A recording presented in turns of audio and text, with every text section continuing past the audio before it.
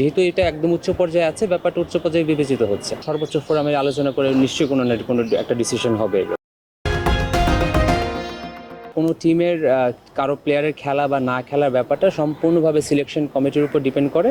তো টিমের সিলেকশনের ব্যাপারে সিলেকশন কমিটি যেটা ডিসিশন নেবে সেই অনুযায়ী তো দল হয়। সাকিব আল হাসানের ব্যাপারটা তো ডেফিনেটলি বাংলাদেশের সর্বোচ্চ পর্যায়ের একটা বিবেচিত বিষয়।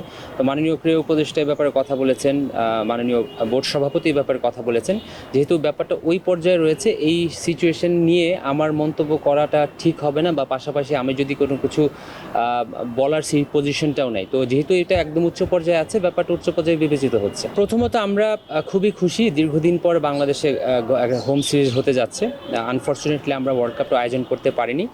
সব কিছু পিছনে ফেলে আমরা আশা করি খুব সফলভাবে আমরা সিরিজটা আয়োজন করতে পারবো, এবং বাংলাদেশ ক্রিকেট টিম ইনশাল্লাহ খুব ভালো করবে, সেটা আমরা বিশ্বাস করি। এই ব্যাপারে ব্যক্তিগতভাবে আমার নলেজে কোনো কিছু নাই, সো এই জন্য এই ব্যাপারে কমেন্ট করাটা আসলে আমার জন্য পজিশনটা ঠিক হবে না।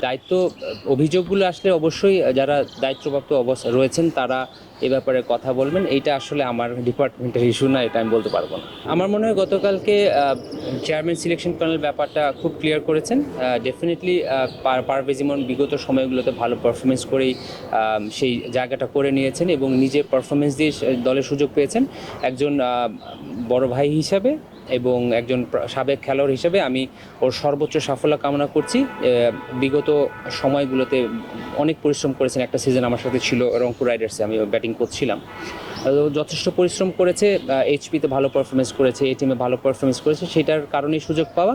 আমি ওর জন্য অনেক অনেক শুভকামনা রাখছি। আমরা একদম যদি কোনো হিসাব ছাড়া চিন্তা করি, এটা প্রত্যেকটা প্লেয়ারই মাঠ থেকে বিদায় নিতে চায়, এটাই স্বাভাবিক। কিন্তু সাকিবের সিচুয়েশনটা আসলে স্বাভাবিক না। একটু এটা ব্যাপারটা যেহেতু একদম সর্বোচ্চ নীতি নির্ধারক মহলে এটা আলোচিত হচ্ছে, আমরা সাধারণ দর্শক হিসাবে বলি বা সাধারণ মানুষ হিসেবে বলি, যেহেতু ওই পর্যন্ত চলে গিয়েছে, এই ব্যাপারটা ওইখান থেকে মীমাংসা যদি হয়ে যায় তাহলে আমাদের জন্য ভালো হয়। আমাদের পজিশন থেকে এই ব্যাপারে চিন্তা করা বা কমেন্ট করা ঠিক হবে না।